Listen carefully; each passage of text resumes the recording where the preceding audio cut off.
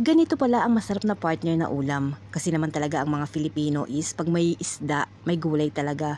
Hindi na natin maalis yan na yung kinagisnan natin. Pag may gulay, may isda. Pag may sinigang, may prito, diba? And then inuna ko na yung ating sibuyas. Isang medium size lang yan na sibuyas. Kasi yung isda naman natin is hindi ganun kalaki.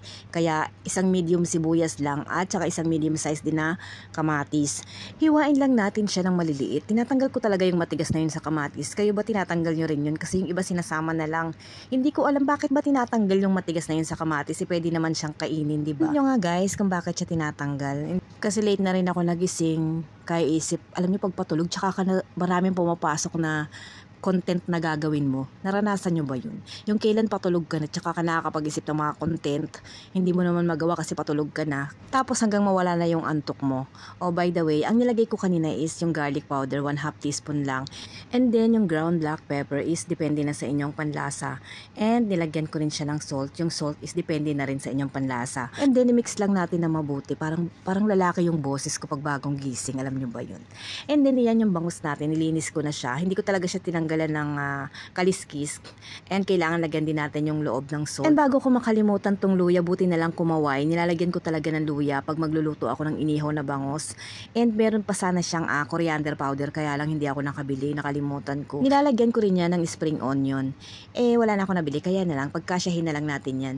Bali, isang kamatis, isang sibuyas, tapos kapirasong 1 thumb lang ng ginger. And then yan, pagkasyahin natin yan sa loob ng bangus. Kasi yung bangus hindi naman masyadong malaki. Kaya konti lang din yung ginawa kong kamatis, sibuyas, at saka yung luya. And then kailangan maibalot natin to ng maayos para hindi lalabas yung kanyang sauce pag iihawin na natin. And para hindi rin siya mapunit, ayan, isild natin siya ng maayos. Kasi pag hindi maayos ang pagkakasara nyo dito sa bangus, lalabas yung tubig niya, saka lang natin na iihawin. Ang tendency nun, pag natuluan yung apoy, sisiklab. Na subukan nyo na ba yun mga kaimbento? Iyan, yung apoy niya, bali, hinayaan ko muna siyang nakabukas ng mga kalahating minuto, ganun. Tsaka ako nilagay yung parilya. Maganda rin talaga may parilya, hindi yung basta lang ipapatong nyo yung bangus. Para madali nyo siyang baligtarin at may usod-usod. And pag iuusod nyo siya mga kaimbento, dahan-dahan lang para hindi masira yung pagkakabalot ng bangus. And then ito na yung partner na sinasabi ko ng isda. Mince lang ako ng garlic dyan, ilang piraso lang yan. And then isang maliit na sibuyas lang. Bali, hinugasan ko yung sibuyas kasi may nakita akong itim-itim dun sa katawan niya. Nakikita ko ng medyo itim-itim kaya hinugasan ko siya. Ito yung mixed vegetable natin. Yan ang gagamitin natin ngayon. Kasi nga naman, ang mga Pinoy, di ba talaga, pag may isda, may gulay talaga. Tsaka nasanay na rin talaga ako na pag may prito, may kapartner talaga siya na gulay. And then gusto ko rin kasi makakain ng gulay araw-araw. Ayan, nangamoy na yung ating isda at umusok-usok pa kung nakikita nyo, diba? Ayan, at dahan-dahan ang pagbaliktad ng lola nyo kasi baka masira yung balot. Every 5 minutes binabaliktad ko siya mga kaimbento. And then yun na yung ating gulay, hinugasan ko na siya para naman malinis na.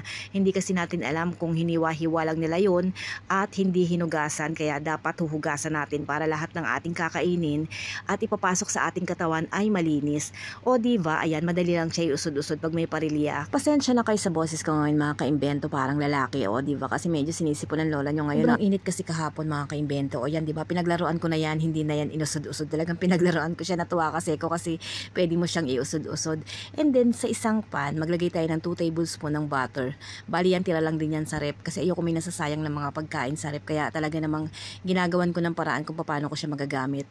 And then yan, isutay lang natin dyan yung ating bawang at sibuyas. Kung napansin nyo, hindi pa tunaw yung ating butter, nilagay ko na yung bawang at sibuyas para hindi siya masunog yung ating butter. And then, nang luto na yung ating bawang at sibuyas, sinunod ko na tong gulay. Pag frozen, madali lang yan maluluto kasi tingnan nyo naman parang lusak-lusak na siya, diba?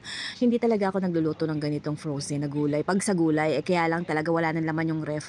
Kaya naman, wala tayong choice. And yung mga nilagay ko dyang pampalasa is 1/2 teaspoon ng paminta, 1/2 teaspoon ng garlic powder, and 1/2 teaspoon ng chili powder kasi gusto namin medyo maanghang-anghang. And yung asin naman is depende na sa inyong panlasa. And yung chicken cube naman, kapirasong-kapiraso lang. Siguro yung 1/4 hinati ko pa siya kasi konti lang naman yung ating gulay.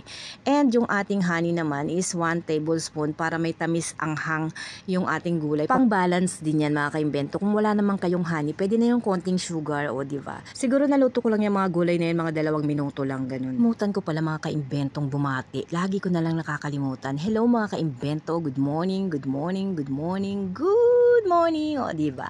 Ayan ang aking favorite, ang tikiman time. Saktong-sakto lang ang pagkakaihaw natin sa ating bangus. Bali na ihaw ko siya ng 40 minutes lang. At yung gulay naman is 2 minuto. O, diba? 42 minutes meron ka ng ulam.